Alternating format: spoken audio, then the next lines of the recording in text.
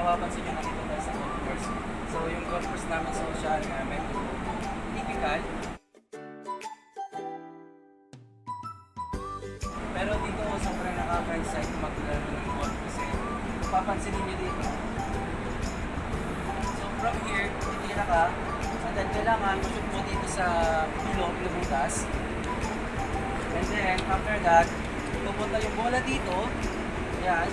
Dito, lalabas yan dito. Then, papunta dito. Ayan. And then, other thing, meron din silang iba-iba actually, iba-iba. So, meron siyang part 1, part 2. So, dito, tira ka doon, papapasukin mo. And then, dito may butas. May butas dito, kailangan mo shoot yung bola.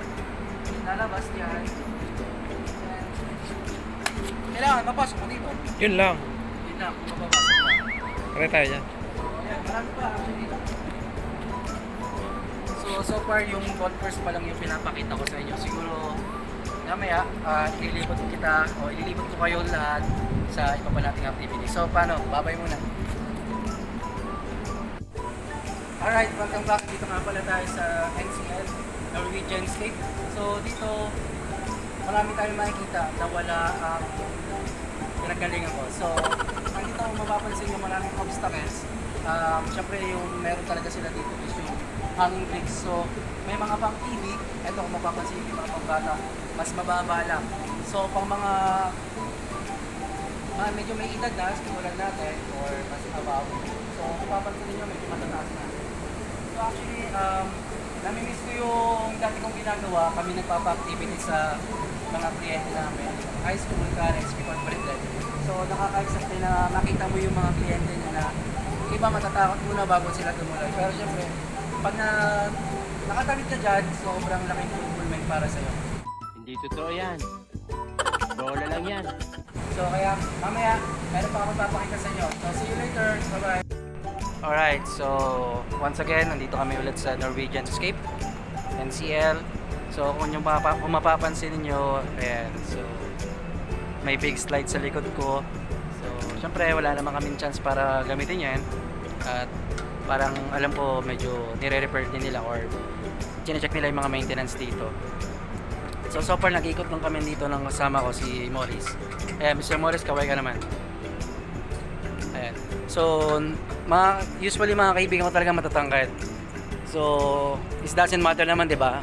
Wala naman daw sa height yun, nasa performance naman. Yun. Yun yun. Kulot, salot din. Ayun, kahit naman kulot daw, nakakabuntis dito. Ewan ko sa kanya. Lagi niya kasing linya yung kasi medyo kulot yung buhok. Ayan. So may mga pambata rin dito. So most of the guests dito talagang family. Talagang nandito nag-enjoy. Nagbabanding.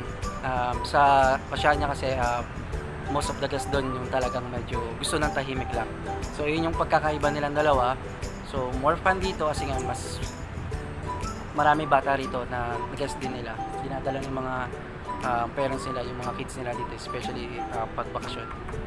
And then ayun, so mamaya may mga papakita pa ako sa inyo, hindi pa tayo nagtatapos dito. Kaya mamaya na lang ulit. Bye bye.